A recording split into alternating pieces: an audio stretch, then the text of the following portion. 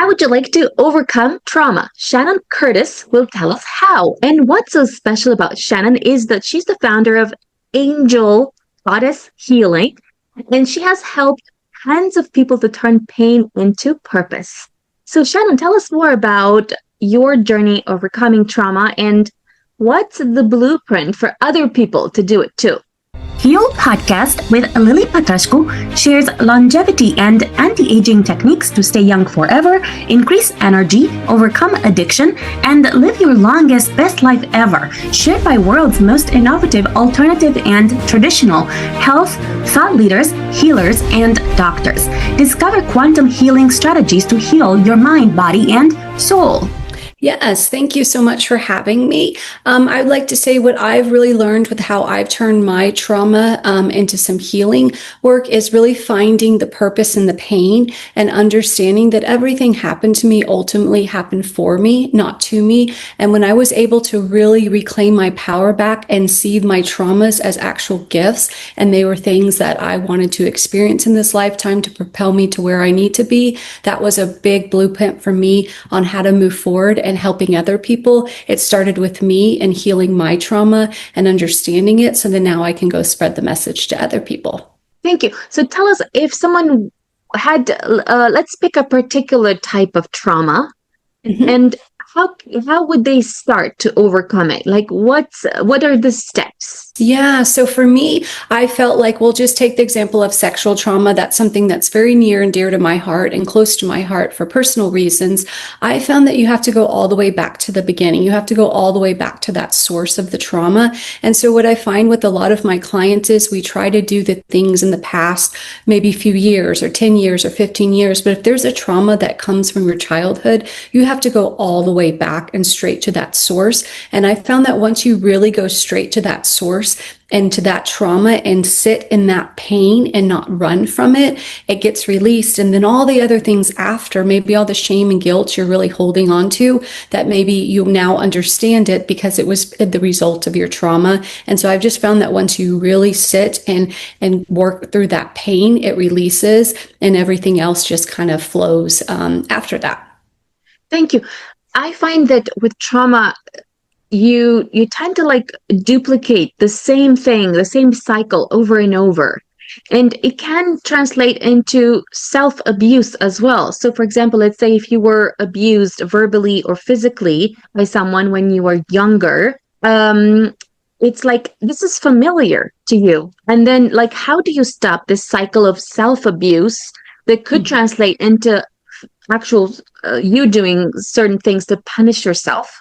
And also, how do you stop the cycle of abuse that you are attracting unconsciously from external situations, whether it's people that are mistreating you, whether you're choosing, let's say you have 10 people that like you, but you choose the one that abuses you as well. And then you dump that one, but then you get exactly the same. How do you stop the cycle of self-abuse and abuse of external situations that keeps happening?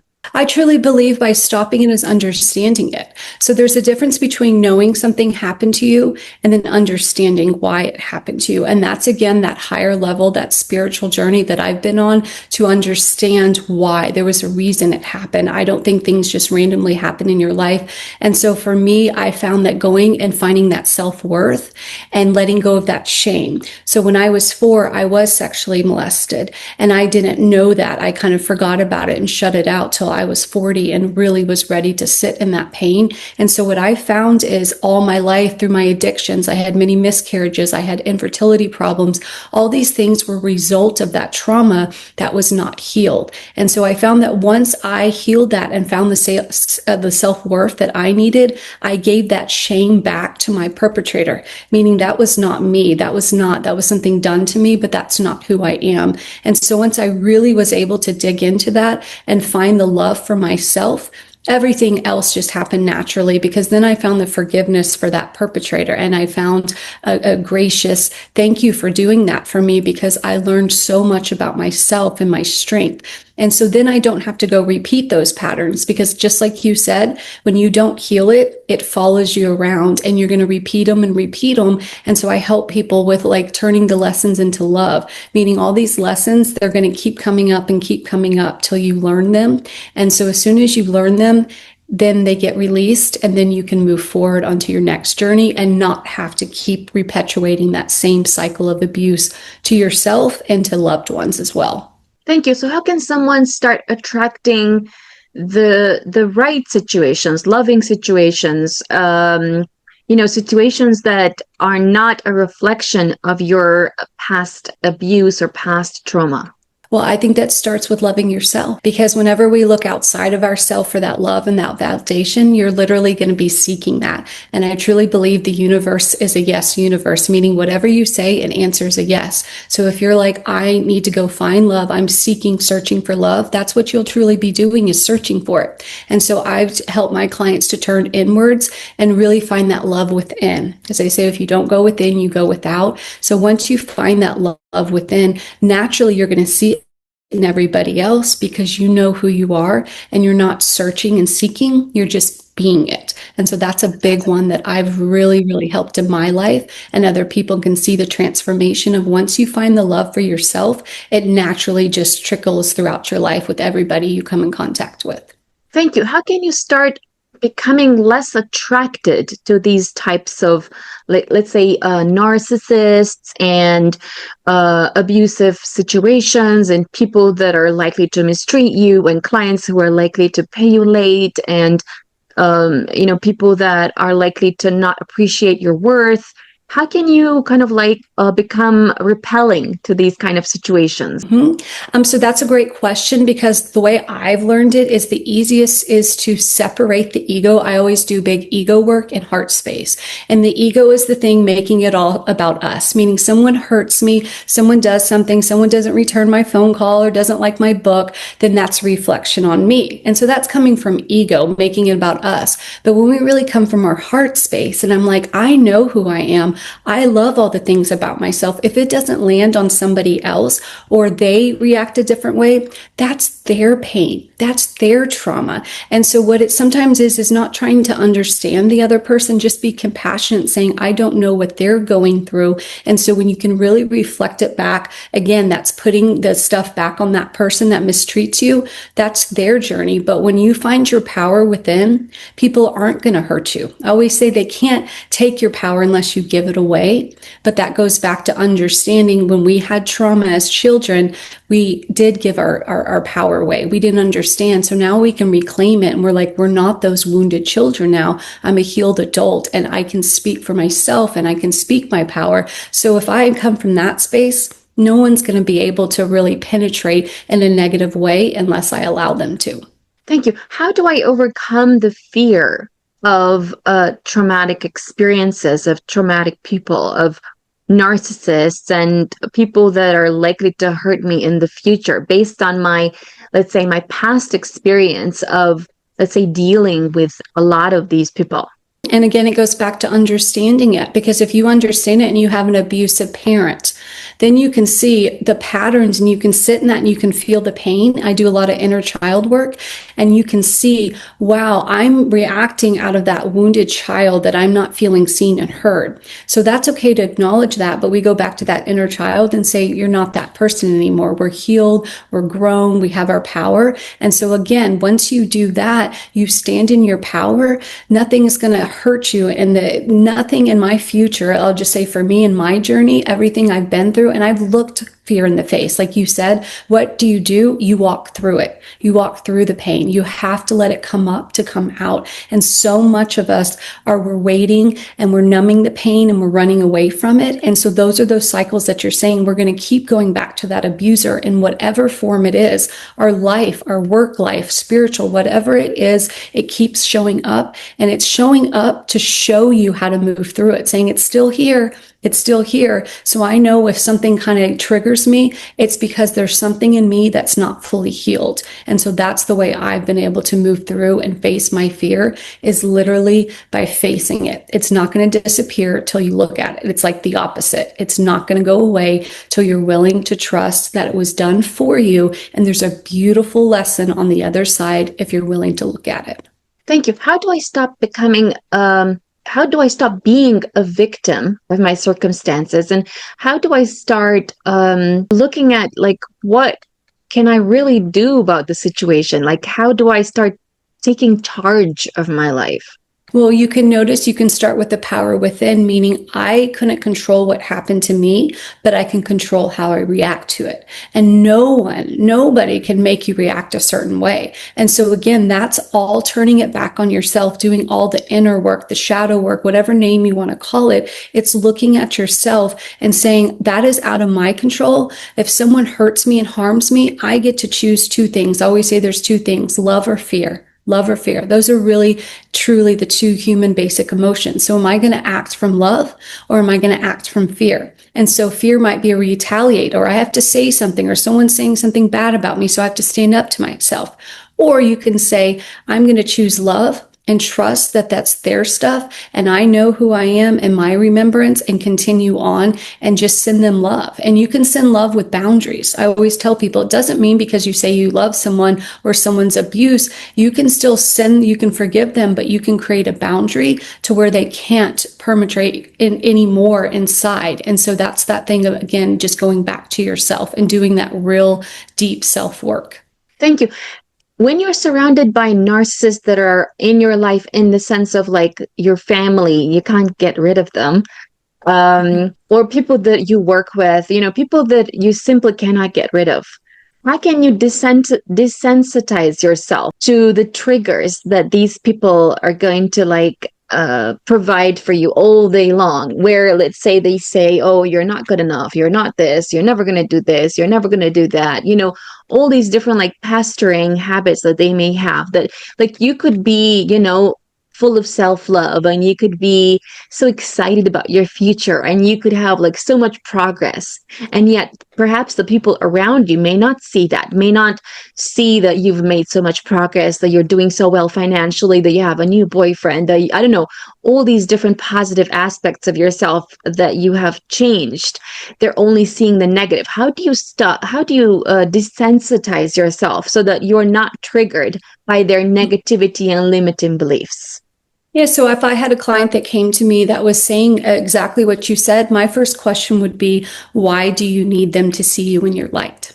Why is it so important for you for someone to see you in the good? Because just because they might see you from the bad, that's maybe because their lens is dirty. I always say it's like glasses, putting on which kind of glasses you're wearing. Some people, lenses are dirty and they have their own trauma and shame. So how are they possibly going to see the good in you if they can't even recognize the good in themselves? And so it just goes back to the why, and then the gratitude. I'm always a huge gratitude. And sometimes gratitude for someone being really crappy to us, the gratitude could be, thank you for showing me who I choose not to be. Thank you for showing me the gift of discernment of, oh my gosh, I never want to make somebody feel the way you made me feel. So thank you for that. That is that gratitude, that love, that again, it's just putting it and integrating into your life in those moments. Someone's crappy, someone cuts you off, instead of just, honking the horn and getting mad, saying, I hope they got where they needed to go, because maybe they need to get somewhere faster. Maybe they have someone dying in the hospital. I always tell people, don't judge, just be curious. We all behave reasons, certain ways for reasons. And so I'm always curious why. So if a client came to me and said that would be my first question. Why do you need that? Why do you need your family to see you like that? And then you can kind of go from there and see where that root is of, sometimes there's that pain of wanting to be seen and heard. And ultimately, again, when we see ourselves, it's okay if other people don't. Thank you. So let's say that I want to be seen in a good light by everyone because I want to look good, because I've always felt like I don't look good. So on that end, not everyone's going to see you good. That's discernment. That's that non-duality. We're in a duality world. You have to have the black to have the white. Because I always say, if you have nothing but light, you're not going to understand the dark. So it goes back to like my book and the forgiveness and unconditional love. Somebody has to do something to me so I can experience forgiveness. And forgiveness was a beautiful gift. But if nobody did anything to me, I would never. So you have to have the sad so you can understand the good. And so it just goes back to that. It's all discernment, but knowing for everyone that sees you in the light, there's going to be someone who sees you in the dark.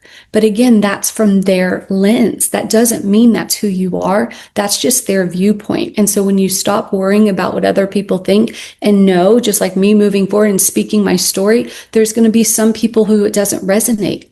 That's okay. I trust the people that hear what I need to say are going to hear it, and the other people, that's okay. I still wish them nothing but love. Thank you. Tell us some ways that someone could surround themselves with love so that they are in this like higher frequency of joy and love where they can attract more of what they desire and keep the what do you call it, the scars of trauma far away from them. Yeah, so for me, I find that it's very simple. I do the work every night. I meditate, I journal, I do the gratitude list. I'm a huge one. I always tell people start with 3 things. My daughter and I on the way to school, she'll say 3 things. And me, and some days it could be, I just glad I have a car to drive or a roof over my head. And then there's other days that I have a lot to be grateful for. But when you start doing that, you start training yourself to immediately see the good. And so just like that, someone cuts you off, your brain's going to train and say, thank you, because I don't like to cut people off, or, ooh, I know sometimes I do that. And so it's those things that ultimately you become your thoughts. That's the other thing. You become your thoughts. It starts in your head and these belief systems, and then we believe it. So if you believe you're unworthy, then before you know it, all your thoughts are going to be about being unworthy. And then your actions, the people surround is going to be unworthy. And so I think it's just back to knowing our outer world is truly a reflection on our inner world. And so we can control how our inner world looks. So I choose to see the good in everything. Now, there's times life presents itself and I have to really dig deep to find the good in it, but I'm able to, and I always bring it back to love. Thank you. Give us some more examples of negative beliefs or negative thoughts that come up in light of situations that are negative that happen, and how can we reframe those situations in a positive light so that we are not badgered by trauma? So I went through my journey. My beautiful journey led me through addiction for about 7-8 years of pain medicine after I had my C-section. And so I had 7-8 years of dealing with addiction and every day that struggle. And so when I went and got help and truly, truly started to heal that and understand the trauma, I can have 2 choices. I can look at my addiction and I can look at it as a shame and bad and negative and feel guilty about it. Or I can look at it as it was a beautiful tool. It was something that helped me survive my trauma till I was ready to face it. And so those are those little things of looking at, we all make mistakes, we all have things, but sometimes we just need to know. We need to know what's on the other side. We need to know that dark. So then we're like, I don't like that. I like the light. And so now I have this discernment of, yeah, that didn't serve me well. But so I am grateful, thankful for my addiction. And so I feel like depression, suicide, I tell my clients, suicide's actually, in my opinion, a beautiful gift. It's saying something inside of you is ready to die. And we don't know what that is. So ultimately, we just think of it as the human body. But I truly believe it's because there is something inside of you saying, this does not align with me and I don't know how to deal with it. But it's something inside that wants to come out, but is ready to die, a part of you that no longer serves you. So again, it's that not doing the negative talk, but turning it into being curious. Why do I have these thoughts? Why do I have depression? Is the antidepressants really helping me? Or is there something way underneath there? Because I've been through all of that. And once I found out what it really was, I didn't need any of the medications because I truly healed that depressive state, which was something inside of me, the trauma that was still stuck in me and ready to come out. Thank you. Tell us some miracles you've been able to manifest in your life, or miracles or great things that you've been able to create in your life as a result of having trauma. So that's a beautiful thing that you asked me that my book, it's called No More Monsters Under the Bed, Shining the Light on Your Dark. And it's literally about a little girl who goes through a monster, comes in a room and steals her light at night. And so she's on this search she doesn't want to be scared anymore. And she has a guardian angel who helps her and she rediscovers herself. That all came from my pain. That's my beautiful miracle. My 4-year-old self that got molested, I've learned to turn that pain into a beautiful spiritual journey of a book. And it's a book that children can read, but also it's a children's book with beautiful illustrations, but it's also for adults to heal that inner child work. And so I've truly found a way to heal myself through these stories and be able to go back to that little 4-year-old girl and say, you have a voice, your story matters. And so I've turned it into this book and that I'm so proud of because it came literally from the depths, the worst thing I've ever been through. And now it's something beautiful. Thank you. What are some good questions that counteract some bad questions that we tend to ask ourselves?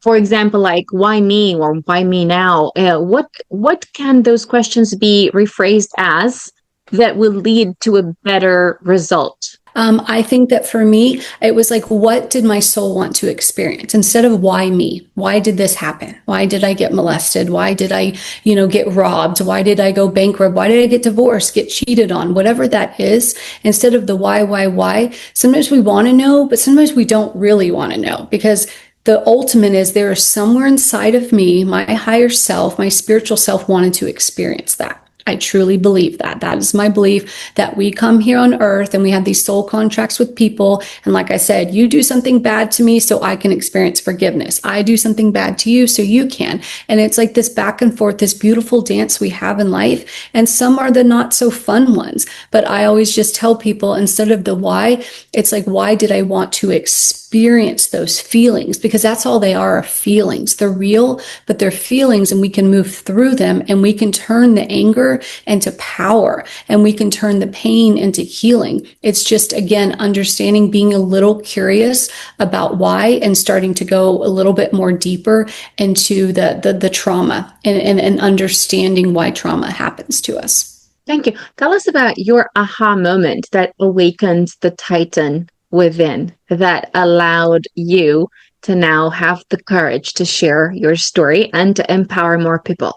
Well, mine's very unique because, like I told you, I struggled with addiction. I went to a wonderful, the Meadows retreat in Arizona, trauma center for 6 weeks, beautiful. But about 8 years after that, I was still not fully, there was something in me that still wanted something more. And so I went on this beautiful spiritual journey with plant medicine. And I'm a big believer in that. And I went on a 5-day retreat in Mexico with Ambio Life Sciences. And it's this wonderful place that you go, but it's with Ibogaine and you sit with plant medicine. And so it allowed me to see what was inside of me and see what was inside of my beliefs. And it's a beautiful, dreamlike state. And so I got to see what happened to me fully and the remembrance. And I also got to see I got to see my perpetrator and I got to forgive him and God was with me and it was this wonderful journey. But I had this aha moment of now I know why. And now I get to go spread my message and I get to understand my pain and help other people understand theirs.